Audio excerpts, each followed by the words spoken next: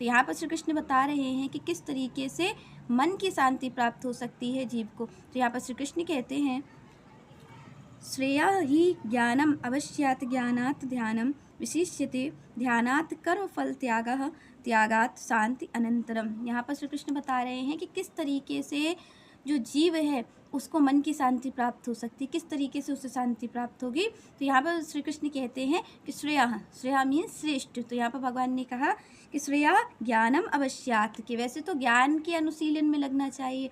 अगर आप ज्ञान प्राप्त करते हो तो ज्ञान क्या करता है, ज्ञान आपको ये बताता है कि आप कौन हैं, क्योंकि आप और हम तो अभी तक अपने आप को यही समझते हैं कि हम एक शरीर ही हैं। तो यहाँ पर भगवान ने कहा कि भाई सबसे पहले अवश्यात ज्ञानम, भगवान ने कहा कि ज्ञान का अभ्यास करो, ज्ञान के अनुशीलन में लग जाओ। अगर आपसे भक्ति के विधि विधान नहीं हो पाते हैं, कोई व्यक्ति है जो भक्ति के विधि विधानों को नहीं कर सकता है, क्योंकि आप देखते हैं कि घर वाले भी विरोध उत्पन्न करते हैं, नहीं क्रिया करने देते भक्ति की।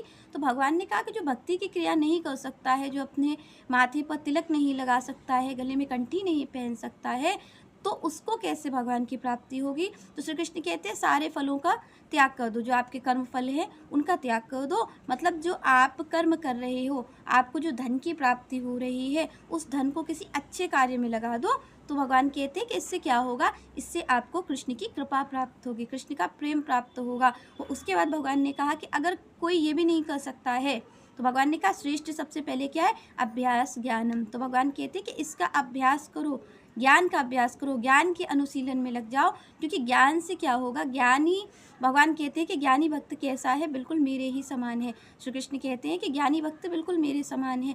तो ज्ञानी भक्त समान क्यों है, क्योंकि ज्ञानी अपने आप को पहचान लेता है कि मैं शरीर नहीं हूँ, मैं आत्मा हूँ, मैं कौन हूँ, इसकी पहचान ज्ञान ही करवाता है। तो ज्ञान भी जरूरी है। तो भगवान ने यहाँ पर कहा कि श्रेयो ही ज्ञानम अवश्यात ज्ञानात् ध्यानम। अब यहाँ पर भगवान कह रहे हैं कि सबसे पहली जो बात है वो ज्ञान श्रेष्ठ है, पर ज्ञान से भी श्रेष्ठ अगर कुछ है तो वो ध्यान है। तो भगवान ने कहा कि ज्ञान से भी श्रेष्ठ अगर कुछ है तो वो ध्यान है, और ध्यान से भी अगर कोई श्रेष्ठ है तो भगवान ने कहा ध्यानम विशिष्यते ध्यानात् कर्म फल त्यागः त्यागम शांति अनंतरम। और भगवान ने कहा कि अगर इस ध्यान से भी कुछ श्रेष्ठ है वो कर्म फल का त्याग है, और जब कर्म फल का त्याग होता है तो श्री कृष्ण कहते हैं शांति अनंतरम, तब आपको मन की शांति प्राप्त होती है। तो यहाँ पर श्री कृष्ण ने कहा कि सबसे पहले क्या करना है कि ज्ञान, आप ज्ञान के अनुशीलन में लगो, भगवान की कथा सुनो, स्वाध्याय करो। तो भगवान कहते हैं कि ज्ञान के अनुशीलन में लग जाओ, और ज्ञान से भी श्रेष्ठ ध्यान है। तो सबसे पहले क्या होता है, अगर आप और हम ये सोचें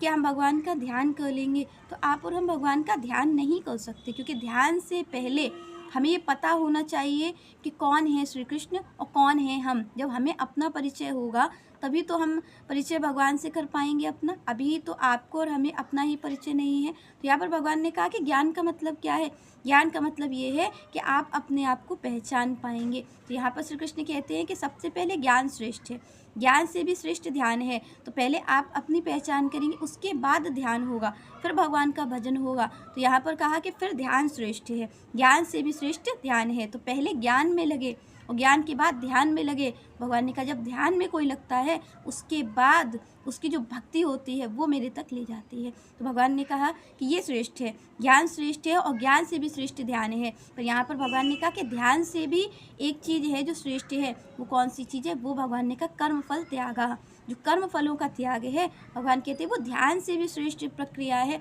मुझे प्राप्त करने की। तो श्री कृष्ण कहते हैं कि वो ज्ञान से भी, ध्यान से भी श्रेष्ठ अगर कुछ है तो वो है कर्म फल का त्याग। तो कर्म फल का त्याग जो व्यक्ति करता है, श्री कृष्ण कहते हैं उसे निश्चित रूप से मेरी प्राप्ति हो जाएगी।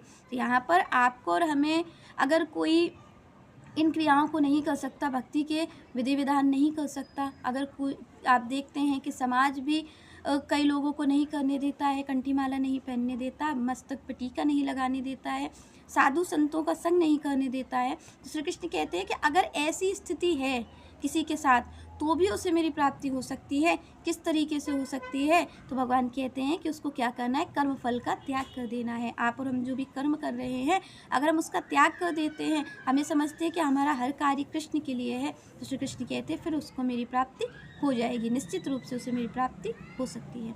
चलिए नेक्स्ट चर्चा हम नेक्स्ट वीडियो में करेंगे। तब तक के लिए जय श्री राधे, जय श्री कृष्ण।